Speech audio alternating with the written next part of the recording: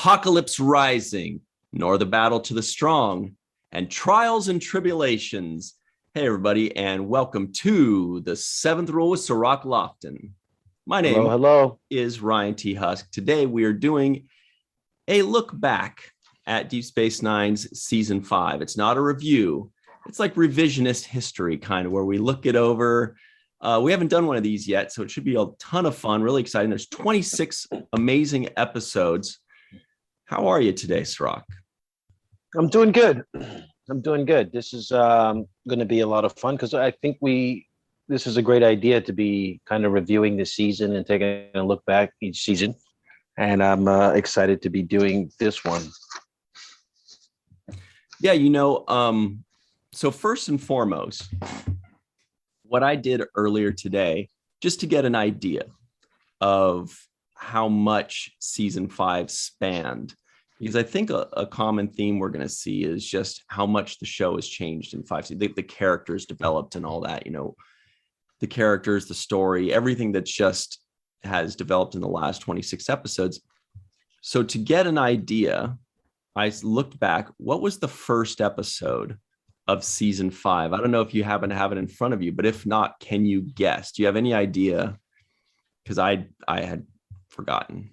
I have it in my notes here. Nice. Apocalypse Rising, I think, is the first episode. Yes.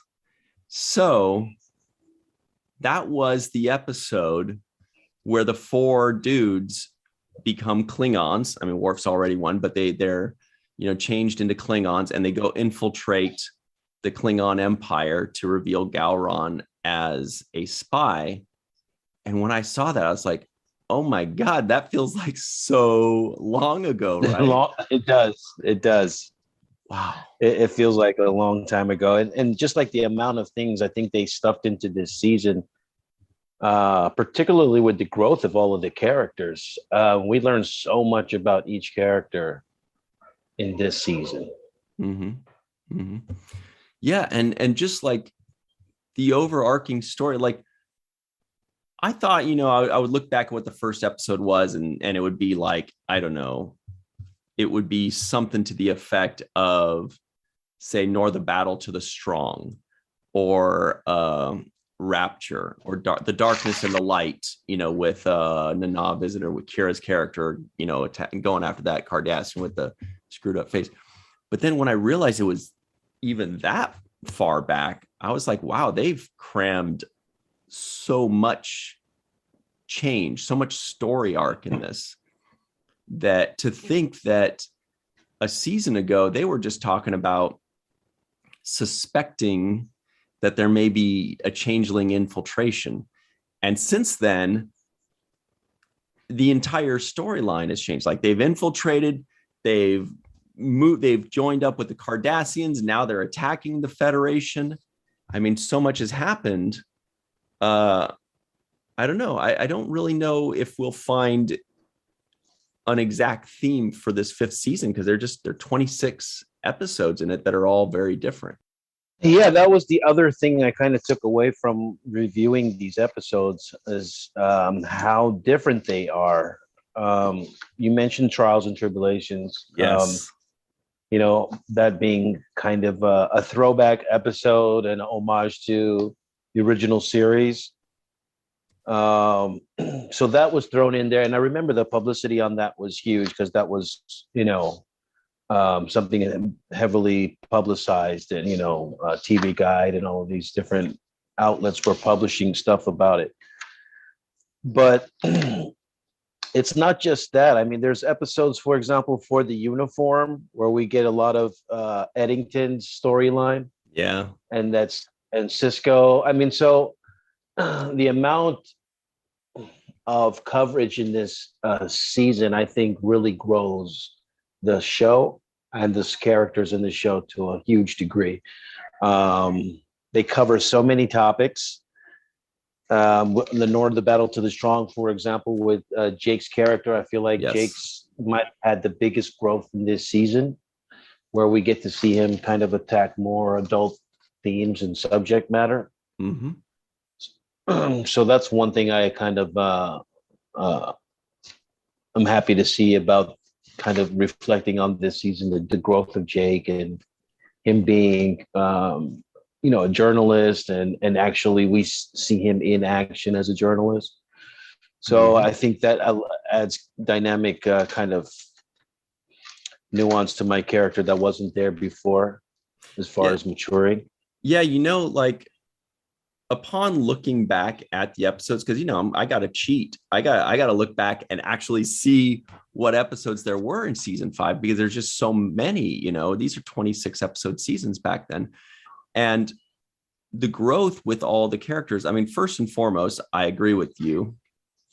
Jake has the biggest growth, but there are like 2 or 3 Jake and Nog episodes, right? There's In the Cards. There's the one, I don't remember what it's called, where they move in together and they have their squabbles. We'll see that a little later. I'm sure we'll remember which one that is. We have the most recent episodes where now Nog is part of the Defiant and the battle out there, and Jake is staying at home in unfriendly territories and behind enemy lines, basically. But then I'm scrolling through these episodes. Odo has his first sexual encounter, so Odo becomes a man basically in this season. Quark and Odo have their understanding, their fight and subsequent understanding at the top of the mountain in the ascent, right? Kira has a baby. Like you said, there's the Eddington situation. Lita becomes much more of a character, and she and Rom get married. I mean, that's all in the course of one season. She had a giant arc too. She had only had like 1 or 2 episodes before that, and now suddenly she's got a huge storyline and is a part of the Deep Space Nine storyline. Odo and Kira are growing together. Worf and Dax, they got into a relationship in this season. It feels like they've been going out forever. They have not. They got together. I think it was looking for Parmok in all the wrong places, which was episode 3 of season 5. So in this season, they connected. I mean, how much has happened? Yeah. And if I'm not mistaken, it was in this season episode number 7, which is Let He Who Is Without Sin. Yes. And that was the Lita episode, breaking up with Bashir on Stex Bajor, Club Med. And with Vanessa Williams. Yeah. So we went from literally seeing them break up and having that kind of really cool breakup session to Rom and Lita getting together, and so you do see a huge amount of growth in her character. That was the lead up to being with Rom. Oh yeah, there it is. Yeah. When we got it the first time, thank you though. Well, I like I said before we started recording, I'm a little sleepy today, so I don't know if my delivery is working today. I guess I'm gonna have to say things twice to make sure I understand my own jokes. And so just to piggyback off of what we were talking about, even that episode with Odo, I mean, these episodes really feel like a long time ago, and that's the beauty of having 26 episodes in a season. You cover a lot of material. But I was going to bring up things past where Odo, they threw the set back to Turek Nor, and Odo was reliving the time of kind of accusing these people of something that they weren't guilty of, and him having to deal with that kind of trauma that he's been living with, and the kind of blood that he felt was on his hands. I felt like another growth episode. It felt like there were a few episodes that dealt with the station being altered in some way, so it wasn't like just a normal promenade. It was either Tarek Nor, or it was or was gray. It was all gray, carpeting or something, when certain episodes. So yeah, there was a lot of things happening in this season, and I did enjoy it. And the lead up towards the end also started to become really climactic as well. So not only did they start to cover the basis with character growth and development, but they also plotline turned up the temperature on what was at stake for DS9 and the future of Bajor and the Federations. Who also another character growth moment with Odo, I realized at the very end of season 4 was when he got his changeling status taken away, his street cred among the founders, right? And he got it back in this season. So at the very beginning of the season, he's just become a solid, and then he meets Dr. Mora again, and he changes them. So that was only a half a season long that he wasn't a changeling. But when I look back and remember it, it feels like he was a solid for much longer than that. I don't know, maybe we should just go over every episode very quickly, because I think that's going to be a really good question for the free-for-all. I want to ask them two things. One is, their favorite episode of season 5, because that's kind of a good standard barometer of where people's heads are at, even though that's not correct English, but it's vernacular, whatever. And the other one is who had the biggest character growth and the biggest character change, and what was most interesting, like, character story arc, because there's so much. So the first one was, let me just check this out. Apocalypse Rising, right? The log line is, with the war between the Klingons, the Federation intensifying, Sisko must make a plan to expose Gowron as a changeling. Odo is still having trouble with being a solid. So yeah, this is just like right when he started being a solid. I think it happened I think that was the cliffhanger kind of thing at the end of season 4. I just checked. The final episode of season 4 is called Broken Link. So obviously that's what that means. Yeah. And when we reviewed that episode, we had director James L. Conway join us, who was awesome. You remember him well, right? Yes, I do. And I actually, I remember also that Avery's in a Klingon uniform or outfit with makeup. And I can recall him saying at several different conventions how much he disliked wearing all that stuff. So that was one thing that I definitely walked away with watching this episode. Actually, and another person was Colin, if I'm not mistaken. He's also dressed up in the full Klingon garb. So both of them did not enjoy the experience, and certainly can sympathize with Michael Dorn having to wear that for so many years. So another thing. Oh, I didn't hear that last thing. What did you say? No, that was it. I just said, cool. They didn't enjoy wearing it. Yeah. So another thing. So James L. Conway was awesome. Really cool guest. Loved having him. It was such a pleasure and a surprise. It's always kind of a surprise when, we ask somebody and they're like, oh yeah, sure, I'd love to. And we're like, oh, great, because we'd love to have you. So let's do it. What a deal. But another one was the second episode of season 5, The Ship. We had Caitlin Hopkins join us. If you remember her, she was the Vorta, who was very convincing. She was very influential. She knew how to influence men in general, but it didn't really work too much on Sisko because he's got mind control and discipline.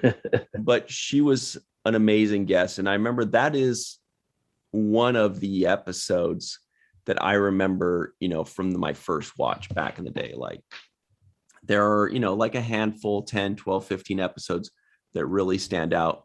That was one of them because it just kind of gave us that different feeling. You weren't on a station, you were out on some rocky mountain. And we see the changeling die. I don't know. That was a great episode though. A very good episode, and also her performance, as a Vorta was kind of the only really other good Vorta performance we had seen outside of Jeffrey Combs, who does it so well. But she brought her A game, and I enjoyed her performance. And yes, it was a pleasure to have her on the show. Yeah, she was awesome. I don't think she's ever back again. I think that was her only episode. Although she is in a Voyager episode. Spoiler, she plays like a Wish Captain Janeway, I think is what it is. There's like the joke about like what I ordered on Wish and what I got, because it's like you never get what you want on wish.com. But it's like some clothing store where you get, I've been suckered by it too. I'm like, whoa, cool, this awesome, warrior shirt. And then I get it, I'm like, this looks trashy. But anyway, like, so she kind of well, that's a terrible way to say it. It looks different than the picture. And so she and another guy who plays like the fake Tuvok, they kind of look like there's like this meme that's like what I ordered on Wish and what I got, because they're kind of like the, synthetic version of Janeway and Tuvok. It's an interesting episode. But anyway, I think that's the only other Star Trek episode she's in. And then we had Looking for Parmok in All the Wrong Places. And if you'll recall, that is the one where Quark tries to pursue Grilka. And then Worf like helps him with her by, they got this contraption where Worf's movements can translate into Quark's Batleth skills. Yeah. And that episode was directed by Andy Robinson. Right. So I'm not sure if it was his first time directing, but a lot of first, directors in this episode, sometimes some of them first timers, I think, looking back on this season. Something really interesting. This is another thing that stood out in that episode. This was the episode, I just looked at the log line where, quote, O'Brien and Kira grow uncomfortably close together. Where they start where he's like massaging her inner thigh and Keiko's like her ankles. And Keiko's like, Miles, get up in there, go up higher on her thigh or whatever. She get her butt's gotta be, or whatever. I don't remember the specifics, but it was like, dude, Keiko, do you realize what's going on here, man? And she's like, get up in there, Miles, get the oils out. He was like, go help her out of the tub. Yeah. Oh my God. Yeah, there was a bunch of stuff that got a little awkward moments there. But it was an unusual situation that they were experiencing, and so I think they played that really well. Those kind of moments were authentic feeling for me. The rubbing of the feet and his uncomfort level was very believable for me. I think Phil Morris, I have Phil Morris written down here in the notes, and I believe he was guest star in this episode. He must have been, yes. He was a Klingon. Yeah. That's what it was. Yeah, and he's a hilarious actor too as well. So yeah. And that was where Dax finally convinces Worf that there's a spark there. At the end, she says a line like, sometimes you have something right under your nose and you don't realize it or something. And he looks and there she is. And so go get him, Worf.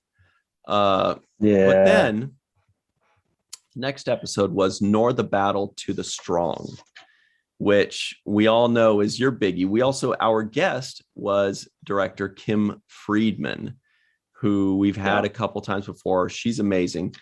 But this was almost like a Jake Sisko coming out party, right? This is kind of when you're coming out and kind of trailblazing and forging your own path. And you're not just the emissary's son.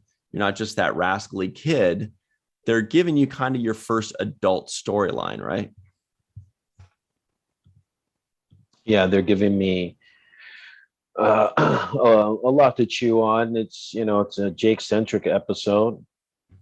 When we spoke with Kim Friedman, one of the things that she mentioned concerned her was the voiceover work and some of the heavy scenes.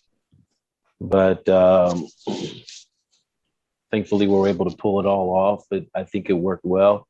It showed a lot of growth in Jake as a person, kind of taking on a new perspective of reality and seeing firsthand kind of the the fight or flight moments, the dangerous moments of life and death that people face in these wartime situations. So definitely a lot of growth for Jake. I was eager to have this as a challenge and get it done. And I think it worked well because there were a lot of scenes there that, show the rigor of battle and how fragile and frail all of us can be under certain circumstances, dealing with emotions and fear. Remember, that was the episode that also, going along with that, had a lot of day players, right? There were like 4 or 5 people that just, they got 3 to 10 lines in that episode. And boy, they really found some great actors that knocked it out of the park, even with only being on camera for like 2 or 3 minutes, 5 minutes, some of them. Really impressive. And they kind of had to, because basically there was Jake, there was Bashir, and that's it. So those other actors needed to help carry that episode. Otherwise, it would just be the 2 of you on an island, basically, trying to carry an episode by yourselves. And right. They did a great job.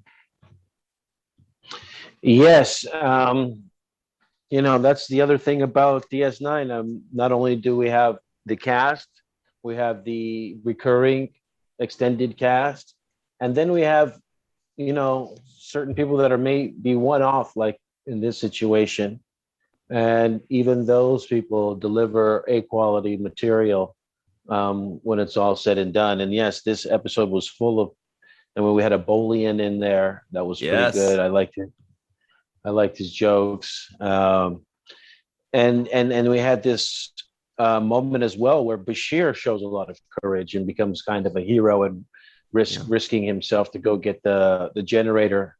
So it was kind of it was a big moment for everybody. There was a lot of moments there where people were faced with life or death decisions, and I think that was it came across well in this episode. Bashir's biggest life or death situation was taking the captain's son with him in a life or death mission. He's like, man, I am going to be in big. He's going to face some wrath pretty soon. Anyway, so that's definitely a standout episode. The next one was The Assignment. Now, this one was an interesting one. This was kind of one of those little bottle episodes. The log line is: an alien entity has possessed Keiko's body and is holding it hostage until O'Brien completes an assignment for it. Yeah, so this was one of those kind of standalone episodes. It was interesting. For me, it stood out as an opportunity for Keiko, for Rosalind, to show her acting chops, because she never really she basically plays O'Brien's wife, and there's some highs, there's some lows there. She has a lot of things there. But this was her first chance to really stretch that out a bit more, and try something new. Yeah. It reminded me of those thrillers like The Hand That Rocks the Cradle, or one of those kind of, movies where it's the inside job and, somebody's being tortured and, forced to do something. Uh, it was a good display for her. Also, it was a Molly appearance, so we got to see Hannah, the wonderful Hannah, who's so sweet, chewing up the scenery. Yeah, chewing it up Stealing and the just show. being adorable. Yeah, being adorable as she always is, and so but I would, it's not pertinent to any major themes. It's just more of a let's get Keiko some more to do because she's clearly capable, and she was doing movies at that time, like crazy. So I'm pretty sure they were like, "Hey, we have this really talented actress, and she comes in for one or two lines. Let's give her more to do," which I'm glad they did.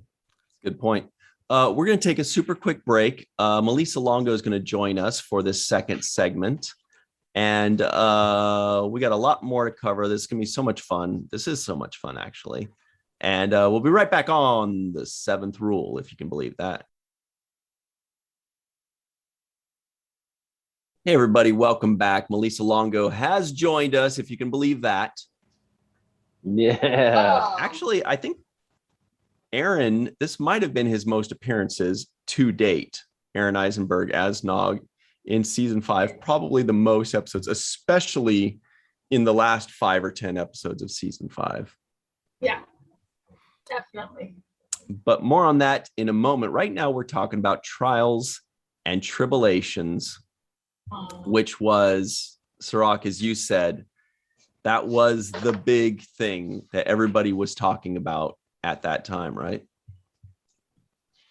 Yeah, and I wasn't in the episode, but I was on the set when they were filming, so I got to see all the hoopla that was being made, and photo shoots, and other people from other branches of the Paramount, the executives mostly, would be down there to kind of soak in on the magic of the moment. I had no really clue about the previous Tribble episode, right. So I didn't really understand so much how much of an homage it was. So I just thought it was cool to have a bunch of stuffed little animals around that you can throw around it. Because it made like the perfect snowball, like a furry snowball. Yeah. You could basically throw it at anybody. Yeah. That's got to be so much fun on set. Oh, triple flat fight. A triple fight, yeah. Exactly. It was a groundbreaking episode. Malissa, do you remember the first time you watched it? Was it when it did its first run through, or did you see it years later? I think I saw it the first run through, but I don't know that I appreciated it that much because I hadn't seen the original series one.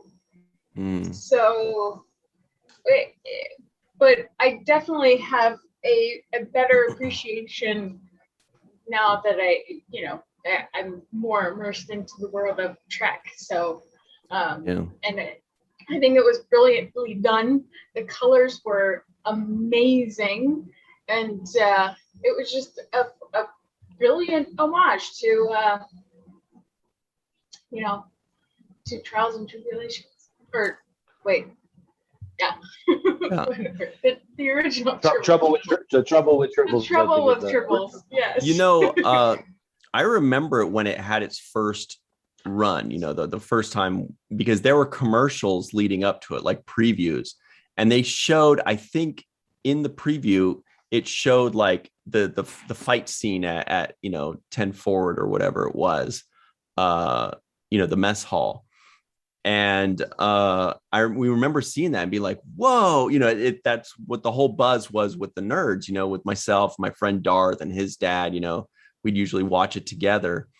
And we're like, whoa, they spliced in the original series with what's going on now. And we're just like super excited to watch it, So Cirroc, we saw that buzz. There was definitely, they definitely put a little bit of extra money into the marketing, it seemed like, because it was definitely something that was going to stand out in people's minds. And, it's a home run. It's an A+ in my mind. You know what else was a home run? And really quick, I just want to add to that as far as the technology at the time. And I believe that was around the time when the technology existed to be able to splice two different eras of film together. Forrest Gump had done it in the Forrest Gump movie, another Paramount production, where they had Forrest Gump kind of shaking hands with the president back in the old footage. And they blended stuff together in that way. And I believe it was the time period at which they were starting to introduce that level of technology with CGI and whatever else. Right. It was just incredible. Special effects. So yeah, it was really well done in that way. It was shocking, not just that because they did it, but that they just did it so well. Like even to this day, we look at it and it stands the test of time 25 years later. Unbelievable. Seamless. Yeah. Cirroc, this was the moment.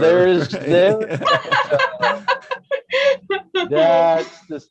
I'm just mad that I can't borrow. That's where I'm going to vacation next summer. I'm going to be there. I want to borrow Bashir's tank top here. That purple, the purple and orange. He's wearing the seventh rule colors, purple and orange. So but that was that was an interesting episode that some people liked and some people liked less because apparently the reason some people liked it less was because they thought Worf was a bit of a grumpy Gussie throughout.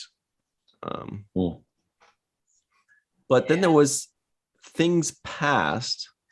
The log line for that, to refresh your memory: Sisko, Dax, Odo, and Garrick find themselves in the past when Cardassians controlled a station, and a crime that Odo investigated may be the key. Cirroc, you mentioned that one as well. That was really cool. I love seeing what it was like before, with the different lighting and the different carpeting, as you mentioned before, all that stuff. Well, and it adds to the world building of where it's been and where it's come. It's wonderful. And it was much darker than lighting and everything was so much darker. Well, I like the way Deep Space Nine attacks the subject of post-traumatic stress and how people are dealing with instances and issues in their life, and as a result are in a depressed state. And I think this is another example of them dealing with that with Odo's character, showing, the importance of kind of resolving these kinds of issues that are inside of us. I think that's what they're doing their best to try to give a way forward for people to go through their own healing process. I like the way they write these kinds of stories. Great point. Yeah, and I don't know if they intentionally did it from the viewpoint of PTSD, which is great. I think it's an organic way of looking at how real people deal with trauma, and without slapping a label on it, but it's wonderful that they show the different aspects of that from different sides and different perspectives, and how it affects relationship and all that. Totally. Speaking of relationships, The Ascent. That one, that's the one that we kind of mentioned earlier, Cirroc. That one had the interesting dichotomy of two enemies, Odo and Quark, frenemies kind of, being forced to kind of work together and come together. At the same time, the dichotomy there is that at the same time, you have Jake and Nog, best friends, moving in together and kind of having their first major fight or pulling away, kind of situation. So it was just that interesting thing of those two enemies kind of forced to come together and the two friends kind of being pushed apart. But that was the first of several Jake and Nog episodes. Yeah, that was the episode where Nog kind of disses my muscles. Yeah, that's the one. That is the I'll one. never forget that. Well, Been Melissa's doing lighting up a push-ups bit ever too much on since. that one. It's just the way he did it was like, oh my gosh, it's so it was funny, but kind of on he nailed it. Yeah, I mean, it was funny. Nog says to me, he says, "You wouldn't last a day in the academy. You couldn't fold a shirt if your life depended on it." So Boy, you're gonna remember those forever. Wow. Yeah. Yeah, but I loved it because it's two young adults kind of going through the motions of life, finding themselves, learning about what they like and dislike about themselves and each other. And it begins the stepping stone for our kind of journey into our own paths in life. So I do love these moments with Jake and Nog. Me too. Very memorable. Both of those storylines were very memorable to me on the first watch, whatever it was 25 years ago. But I didn't remember that they were together. Like I remember the episode where Jake and Nog move in together and have their battles, and the dad's being funny, Sisko's being cool. And I remember the Odo and Quark on the mountaintop, but I forgot that they were together. And that's really makes this episode special as well to me. But then there was Rapture.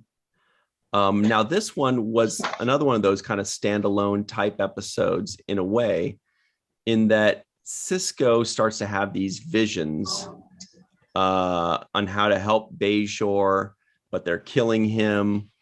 And that's when he tells them, don't enter the treaty, don't join the Federation. Right.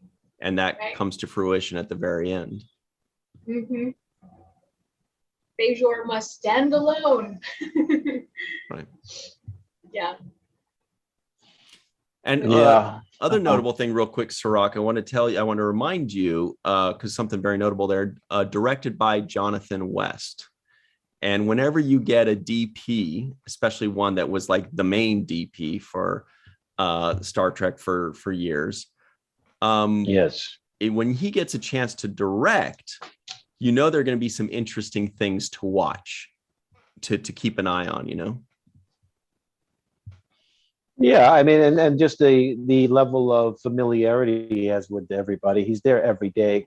Usually directors are coming in and, they're in for the week. Maybe another week or two of preparation, but it's a 2-week job maybe at best. But a guy who's director of photography like Jonathan West, he's going to be there every day, day in, day out. He has a relationship with the camera guys, the crew. So when he wants to execute his vision, it's he has a higher level of familiarity with everybody behind the camera. Speaking of behind the camera, I forgot to mention that in Let He Who Is Without Sin, our review of that, we were joined by the lovely Chase Masterson, who is amazing, beautiful inside and out. So that was really cool. And I'm looking back at my many, many, many organized notes because I'm a nerd like that. And that was the episode where our free-for-all crew surprised me for my birthday with with pictures of me with no shirt on and all that. So if anybody wants to see me running around with no shirt on and Cirroc being very displeased by this, check out episode 120 where we review Let He Who's Without Sin. That was, I can laugh about it now, but looking back at it when it happened, I was just like, well, I got to just go with it. I've pranked these guys. I pranked Malissa in between the segments just now. We pranked Cirroc and Aaron on our 25th. That I gotta just take it. If I dish it out, I gotta deal with it too. But anyway, that was a fun time. That shirtless picture with you leaning up on that fridge, man. Hey, that fridge liked it. Catherine was asking for it. And it was a source of debate whether or not to share that photo as the background or not. Some were like, no, and some were like, yes. And eventually everybody just did their own. You were in these meetings, Malissa, and you didn't overrule them and say, don't do it. I orchestrated the meetings. Yeah. All right. I deserved it. Because I orchestrated it. Good job. So, yes. I will say that notwithstanding, that was actually a highlight upon looking back at birthdays. That did make it a very fun and memorable birthday because, it's always the thought that counts. And it was really cool and very much appreciated, by the way. It is a memorable birthday that I'll always cherish. And it was a very good time. And I was not expecting to have fun on my birthday. I'm like, oh, cool, I'll record a show. That'll be a fun thing for me to do on my birthday. But I didn't realize it was going to be extra fun. So thanks to everybody that made that happen. It actually was very appreciated, especially when it was over. And I was like, okay, because I was like stressing the whole time, like, what's going on? But anyway, really had a fun time, and I appreciated all the time and effort put into it. But then there was the darkness and the light. And that was when the mysterious assassin is killing all of Kira's friends, which was cool because these actors that we saw in Kira's past and from Kira's past in previous episodes got to have one more day on Star Trek, which I thought was cool. They got to bring these actors back for one more run. Yeah, nothing like getting hired again when you think you're done. When you think your story's over, It's always the whole we want to work. This was the episode with the weird kind of messed up face guy. Yep. Yeah.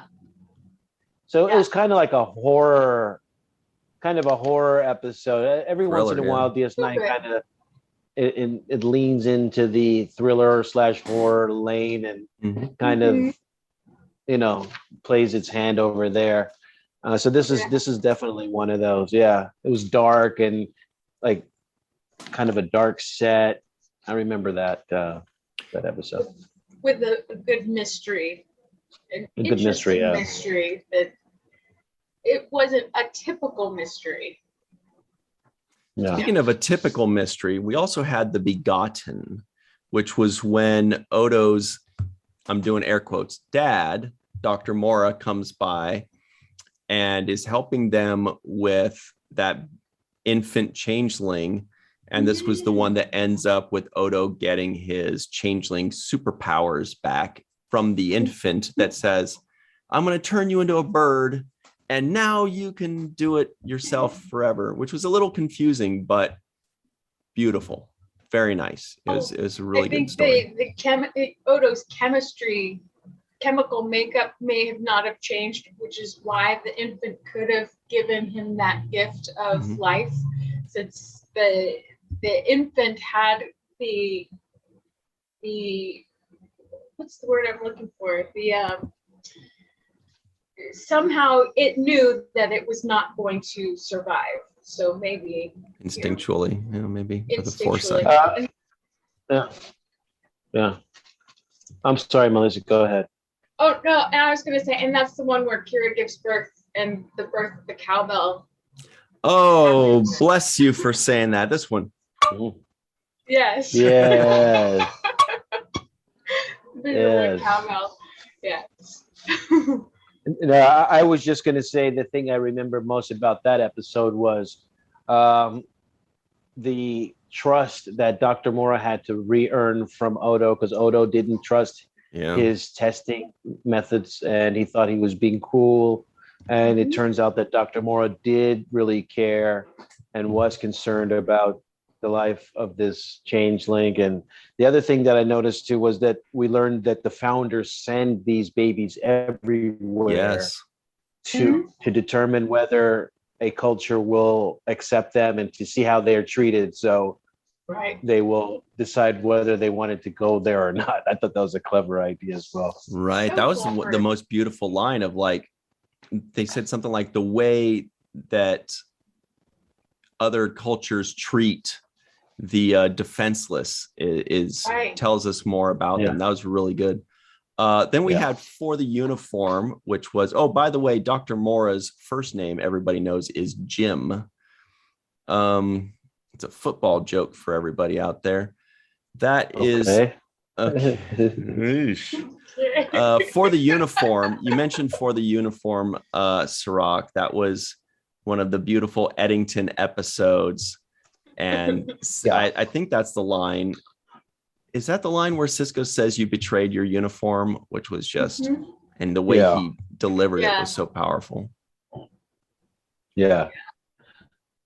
He says to him, you didn't leave Starfleet, you betrayed Starfleet. Yeah. That had some of the best things. But then, Sisko does kind of go a little bit crazy in his, he takes it super personal that Eddington deceived him this whole time. Oh yeah. And you feel the wrath of that. Yeah. I mean, that's very good kind of honest too, because he trusted Eddington and Eddington betrayed that trust. So it wasn't just about betraying his uniform. He betrayed Sisko as well. Yeah. Somebody who's supposed to have your back, and then they turn around and okay. Yeah. So then there was a two-parter, mid-season two-parter. There was In Purgatory's Shadow and By Inferno's Light. And that was the one where, Worf and Garrick go and check out this coded message. And it turns out, Dominion stuff's going on. They discover Bashir. They find Martok, one-eyed Martok. Like, it's just this big, huge, like if the Dominion storyline's going like this, everybody listening in, I'm doing something amazing right now. It kind of goes and ticks up. You know what I mean? It hits a little tick and goes up. Yes. Yeah. Yeah. I mean, just the fact that there was a whole another group of people that we didn't know about. And it showed the level of infiltration that the changelings had. So that was another kind of carryover from season 4 when we learned that the changelings have infiltrated Starfleet and they're trying to find them.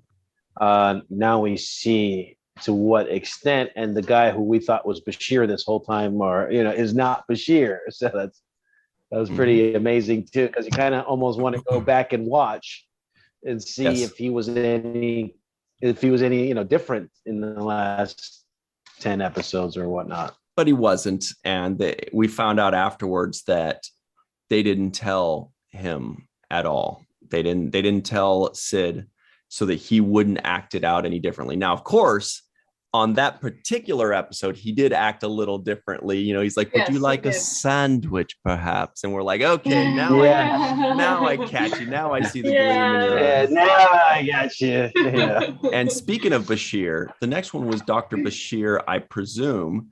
We had Chase Masterson again as a guest.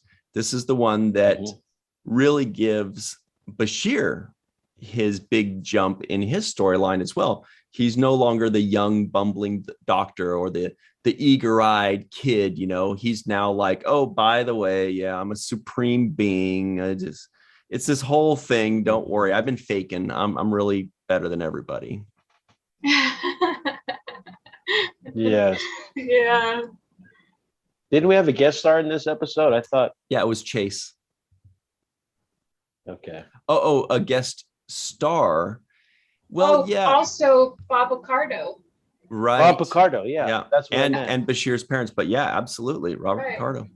Yeah, Bob Picardo's in this episode. That's right. Yeah, and he was great at kind of investigating about Bashir and trying to ask questions of the other crew about him, and so yeah, that was a good episode. And that's also when O'Brien that was enjoying way too much watching Bashir, but the Bashir clone walk into the wall over and over again. Yes. That was great. Then we had A Simple Investigation, which is basically the bottom line when Odo humps somebody for the first time.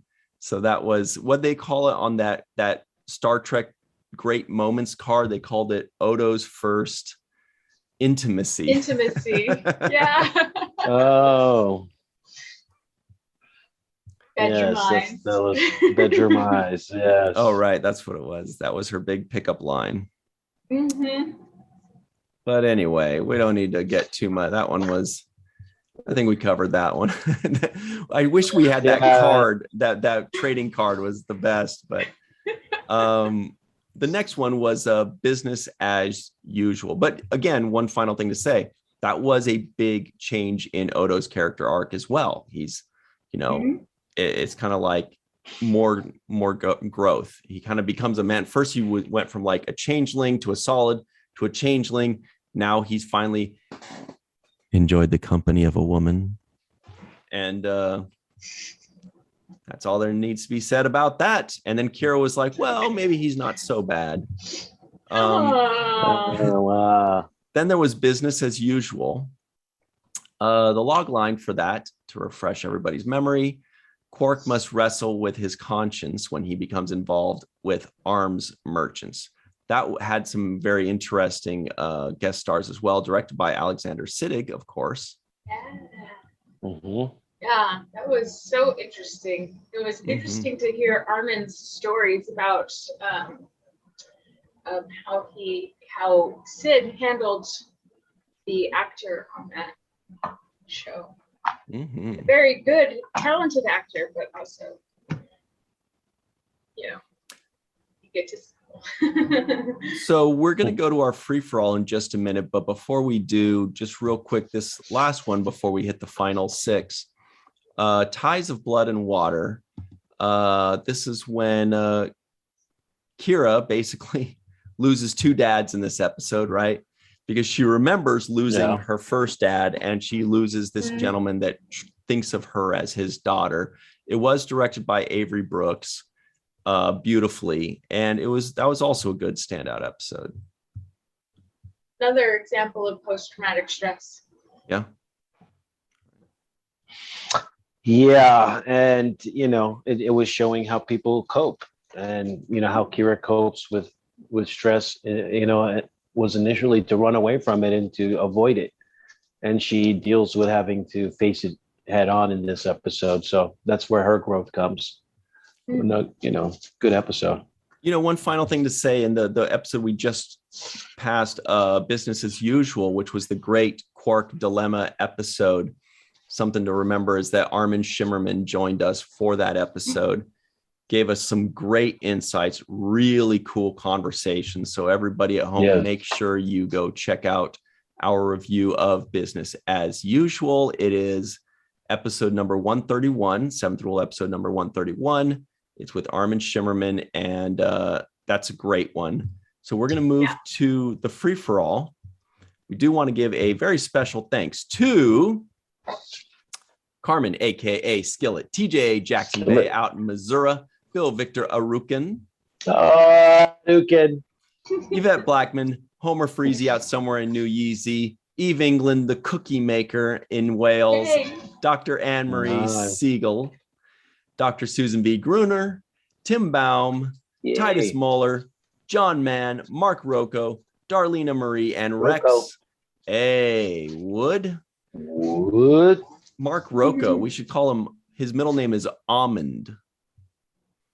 Okay, here we go. Yeah, he's a tasty treat.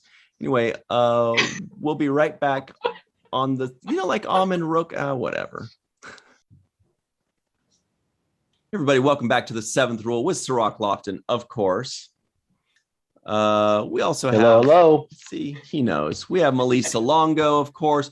TJ Jackson-Bey out in Missouri. We have Homer Freezy out somewhere in New Yeezy. We have Eve England out in Wales. Susan V. Gruner, PhD. Real quick, oh my God, everybody look. If you're listening in only, you got to check this out on YouTube. Check out what TJ's hat. Your fez, we know it's awesome, but Sue is wearing this really amazing outfit. You want to tell us what it is very quickly? Sure. It's the dress that Linda Park wore on the Enterprise episode Civilization. And I bought the dress. I bought the whole thing. It was sold at Christie's as a group. Yeah, that's it. That's it. Doesn't wow. do it any justice, though. Chet, well, can you stand up for just a moment so we can get it? Because this does it justice. Look at this. Yes. The detail. And this She is says the dress. She means the dress. actually screen worn by Hoshi Sato. Well, Linda And Park. And the beautiful cloak that goes with it that weighs 200 pounds. But yeah, it's beautifully made. It has her name on every little thing. It says Enterprise, and it has, I don't know if you can see, but it has her name Wow. on every little piece. It's like a piece of art from the is. wardrobe department. It is Amazing. Just one of the coolest things. And the attention to detail. Look so at the pretty. necklace. And you, So pretty. yeah, I'm sure it was probably made in Mexico or something. Well, I Riza. don't know. Those shows have often had their own seamstresses. Made Oh, in yeah. Liza. Rising, yeah. And also, Eve England is wearing, she's got a couple things from Abyssinian Kiosk. I saw the shirt. I saw the mug. Candy corn. Yeah. Gorgeous. Beautiful. Everybody Candy can get, corn. you can't get the Hoshi Sato thing. Sorry, that's Sue's. But you can get the awesome Abyssinian Kiosk designs from Cirroc's sister. The link is in the description box below. I see TJ wearing his Chat Pack shirt. There it is. Yeah, Yeah. I finally Gorgeous. got one. Gorgeous, beautiful, great color. Nice. And everybody, you can get that at our online store in the description box below. We've got the link. All right, back to work. So we were on episode 20. Sorry, 6 left. Very quickly, that was Ferengi Love Songs. Chase Masterson was our guest that day. That was a really fun one. We all had a blast. Quark doesn't know whether to be panicked or overjoyed when he learns that his mother is the new lover of the Grand Negus. Remember that one, Cirroc? Oh. Yes, I do. How could you forget?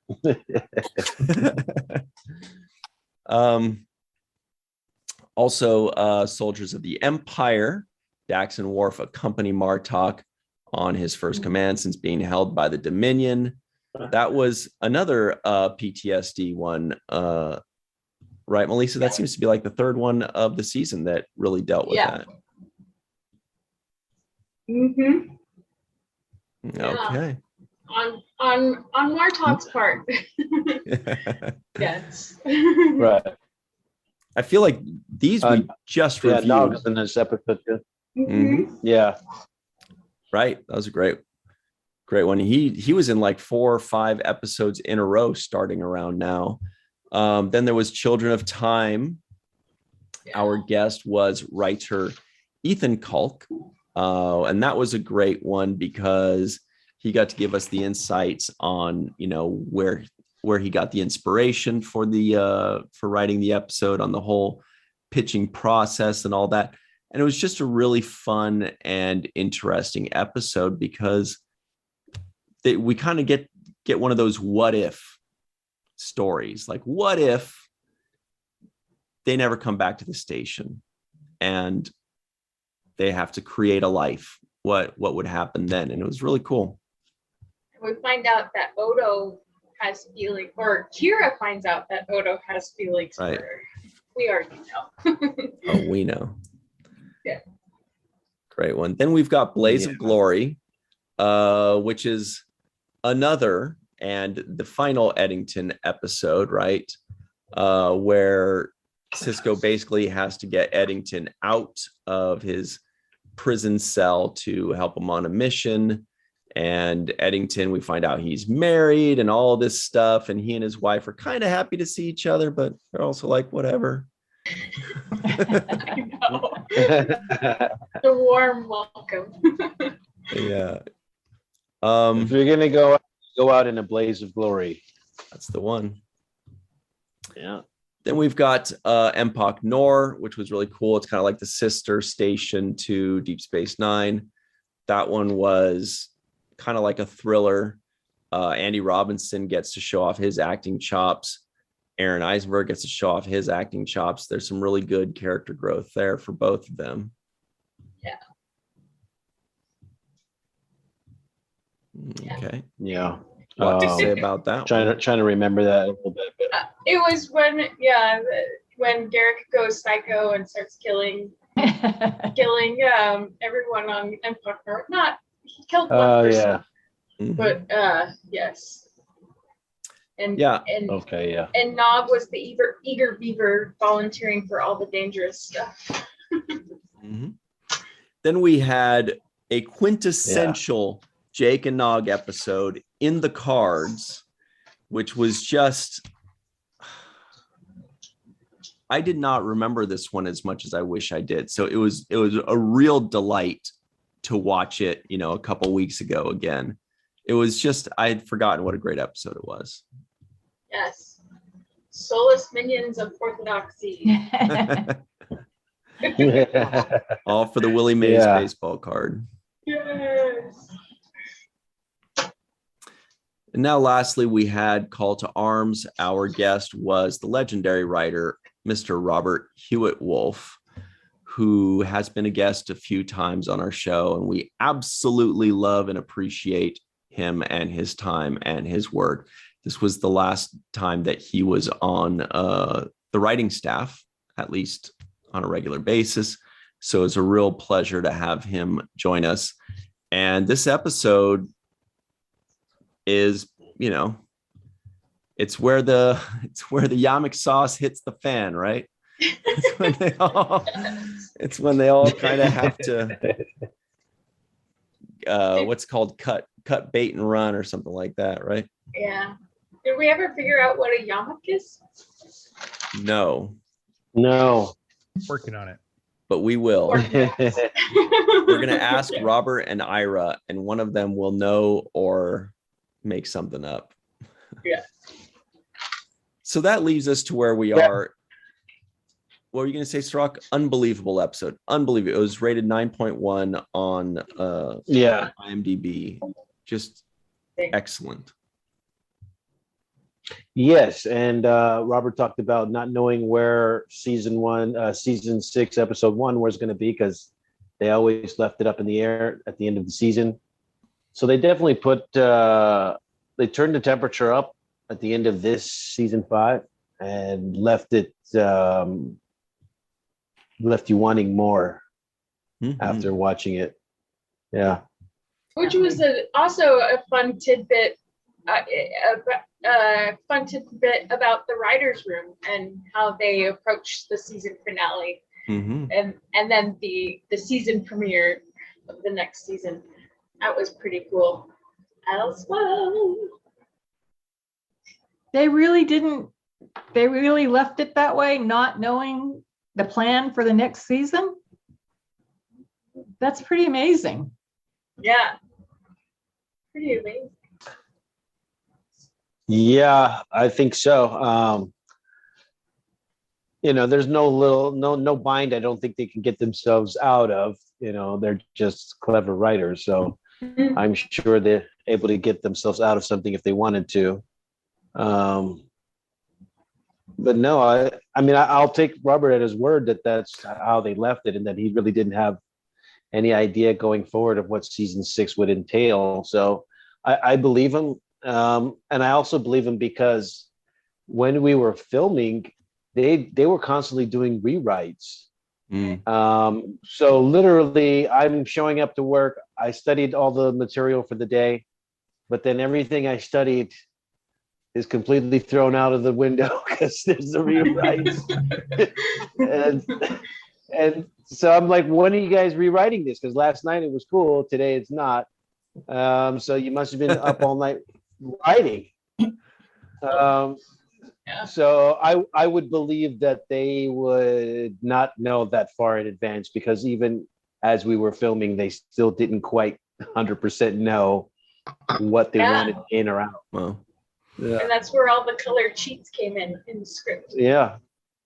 And so all of us that are watching at home were like, wow, what an amazing final episode. I can't wait to see what's going on. I can't wait to see how they tie it all together. And the writers are like, yeah, us too. We haven't, who knows? We'll figure it out in a couple. We're on vacation though. We'll figure it out Well, later. it's kind of fun that they took the journey with us, though. Totally. You know, Did you guys have a contract every year, or was that part of it? Who was going to stay and who was going to go, or it just seems so weird to me that they didn't have an outline right from day one about what 7 seasons would be. Oh. Yeah. I don't know the answer to that question. I think maybe it's a general outline. I don't know if it has any kind of specifics to it. I know I would guess that, details like Odo was feeling guilty about letting some people go. About trying somebody for murder that wasn't really good. I think that, how could they get that specific so far early on in the process? I just doubt that that's possible. But I think that overall they may have had a 7-year arc that they wanted to cover of maybe this whole Dominion War, maybe going into war and then coming out of it. Maybe that was part of it. But I don't think that they could have gotten to so many specifics because there's so many ways it branches and goes that it's so difficult for them. If they did, that would be amazing. But I just don't see it. Mm-hmm. I think they had a general idea of where they wanted to start and where they would like to end up, and it's more of a broad picture. Totally. They didn't do it in the US. No, nobody liked that joke. Thanks. Wait, they didn't. I didn't hear it. It was a broad picture. It wasn't in the US. It was anyway. Oh, gotcha. Anyway, watch Homer. Here we Here it comes. It's very subtle. It's very subtle. So here's something I'm dying to know, you guys. First off is, what is your favorite episode of season 5? I'm going to list them off very quickly just to refresh your memory. We have Apocalypse Rising, The Ship, Looking for Parmok in All the Wrong Places, Nor the Battle to the Strong, The Assignment, Trials and Tribulations, Let He Who Is Without Sin, Things Past, The Ascent, Rapture, The Darkness and the Light, The Begotten, For the Uniform, In Purgatory's Shadow and By Inferno's Light, Dr. Bashir, I Presume, A Simple Investigation, Business as Usual, Ties of Blood and Water, Ferengi Love Songs, Soldiers of the Empire, Children of Time, Blaze of Glory, Empok Nor, In the Cards, and Call to Arms. I know.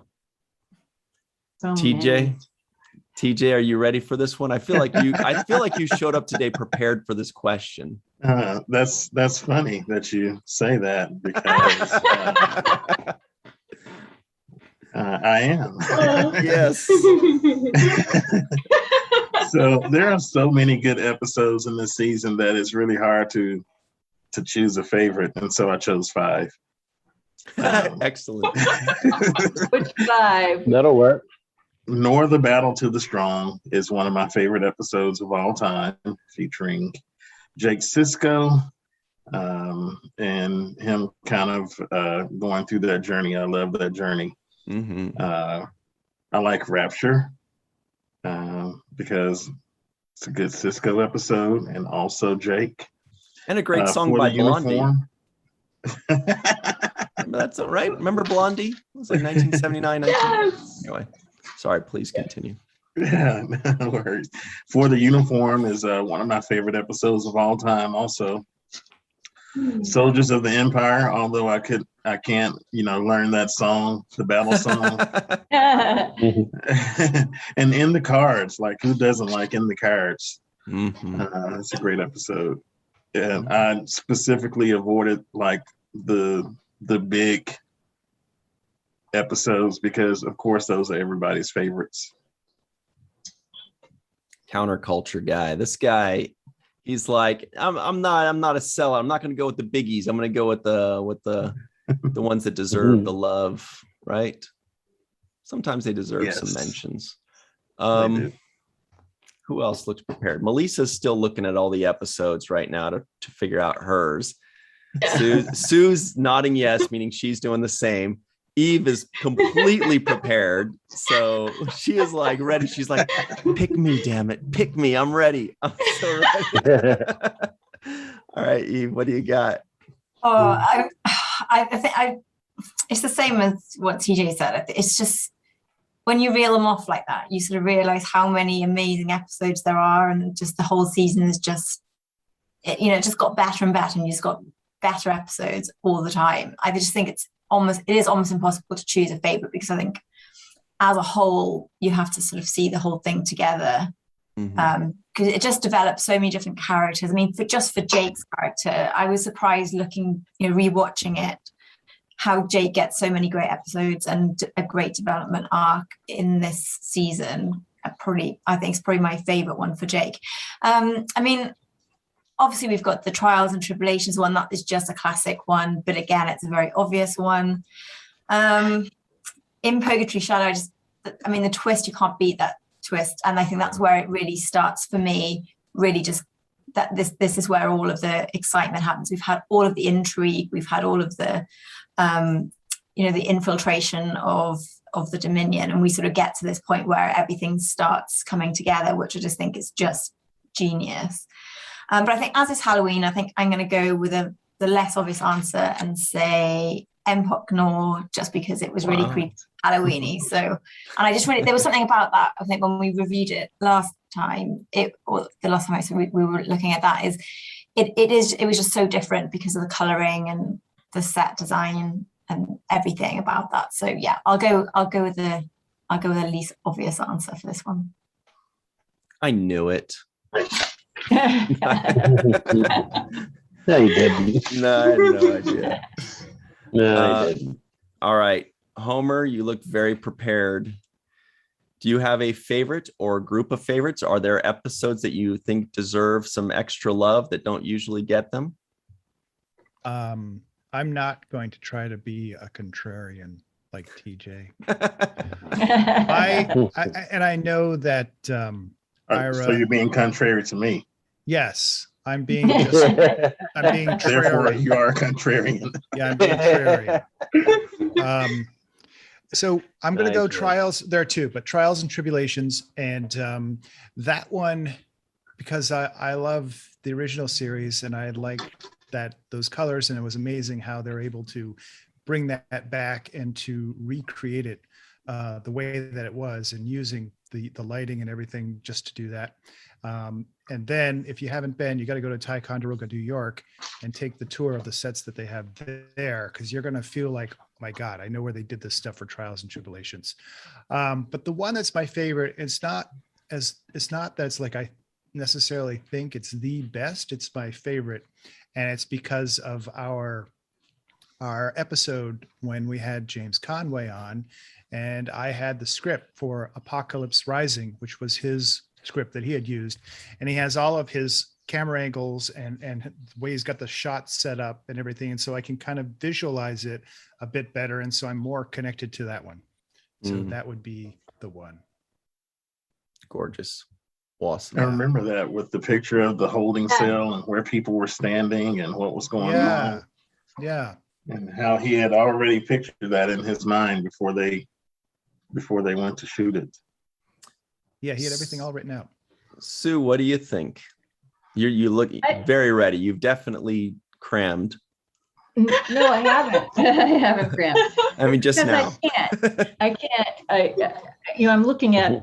Obviously, I'm looking at the episodes. I've been looking at them all day because I figured you were going to ask, what's your favorite? I don't have a favorite, but I think season 5, I'm always harping on the same thing that I love about Deep Space Nine, is the character development.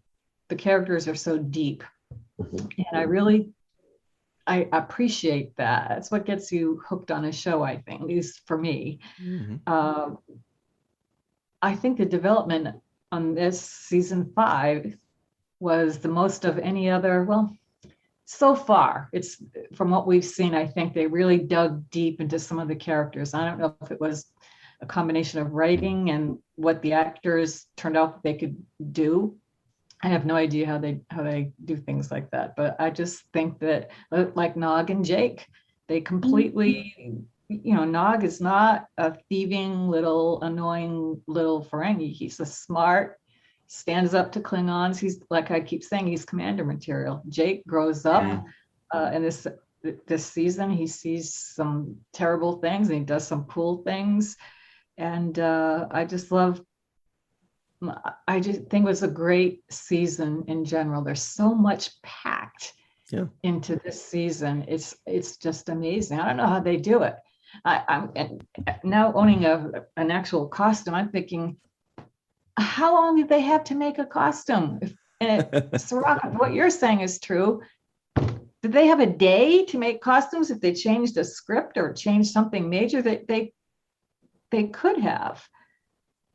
The detail that goes into every episode, stuff that we don't necessarily talk about every time, but they have to build a what do you call it, a set or whatever, the background for a planet. I was watching this Enterprise, the episode, and I was thinking, where'd they get those plants? And I wonder where they filmed that. And every little detail, there's probably 25 extras in the background. They all had to have clothes. So when did they start making those clothes?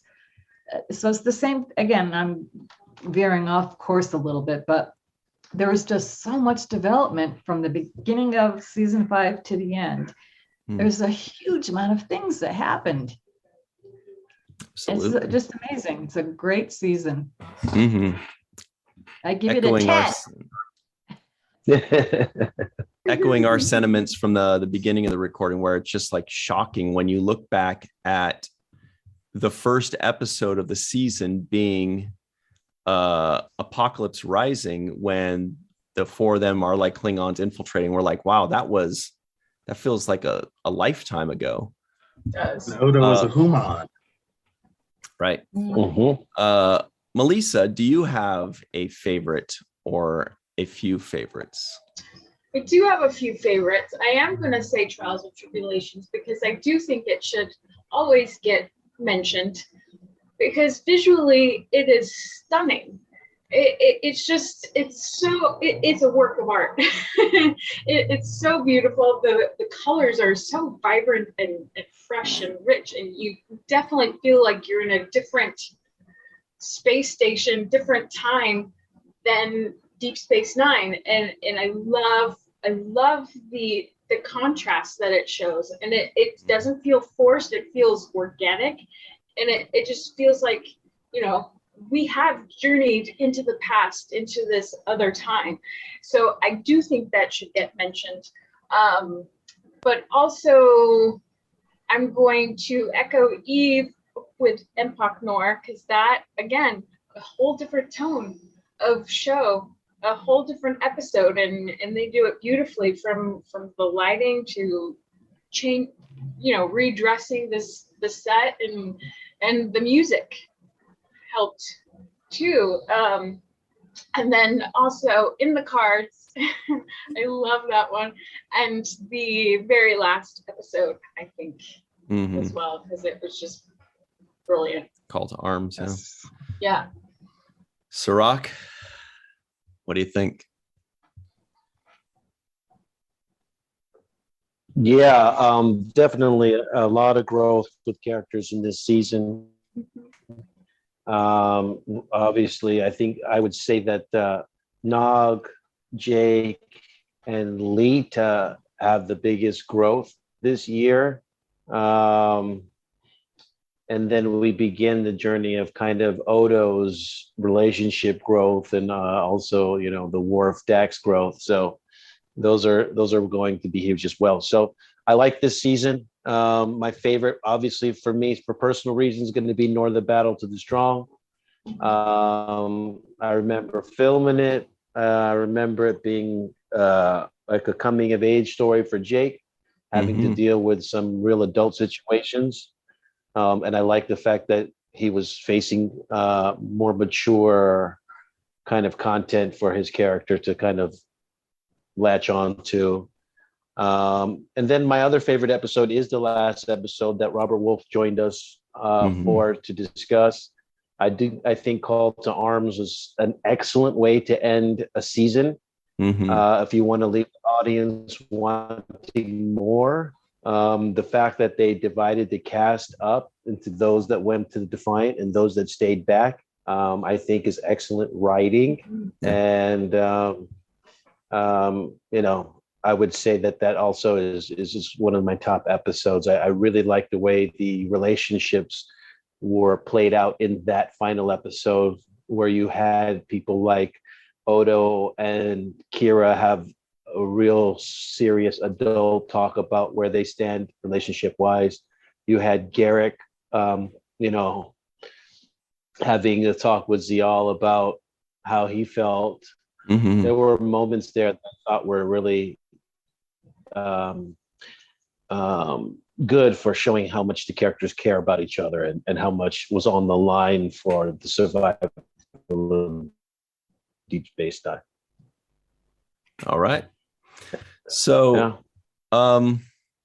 we have a couple minutes left. I'm gonna highlight 3 episodes myself. Nor the Battle to the Strong, The Ascent, and In the Cards, because those are magnificent Jake and or Nog episodes. There's too many to name beyond that, so we'll stick with those. Because since we have 2 minutes left, here's a rapid fire question.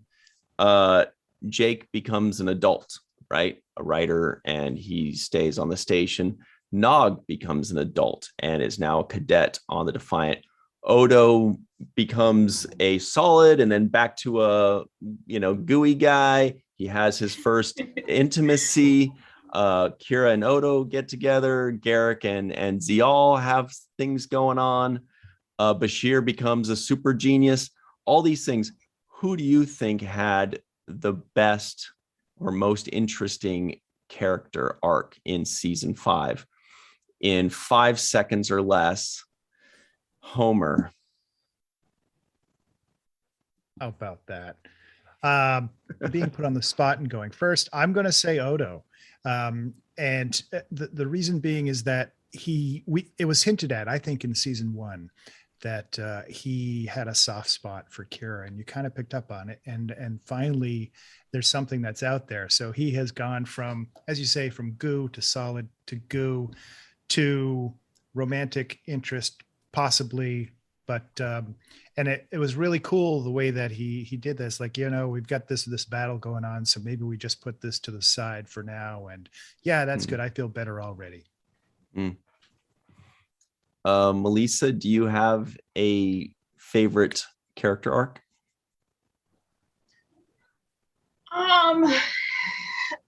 5 seconds or less, I'm gonna say Nog. Good one. Too long, didn't I? No. Sue, what about you? I say Nog. I don't need 5 seconds.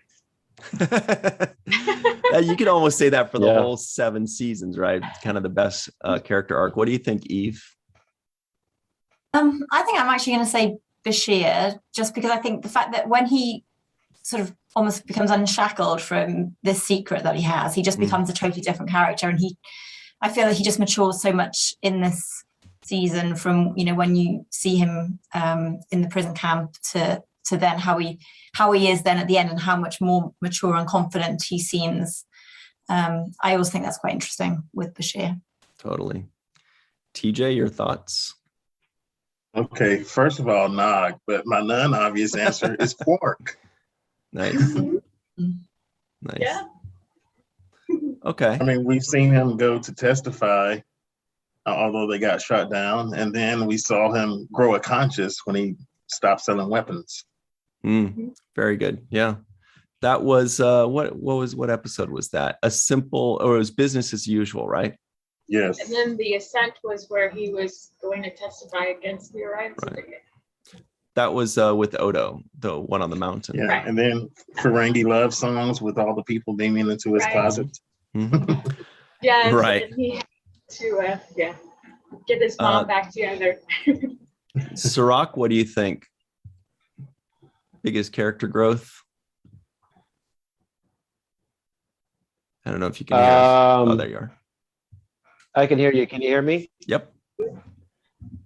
All right. Biggest growth, I would say, is Nog. Mm-hmm. And second to that would be Jake. Awesome. I think I'm going to agree with that. Jake and Nog, FTW. That's about it. But we do have to run. Boy, there's a lot more to talk about on season 5 than we expected. It's just when you look over all the titles, you realize what an incredible season this was.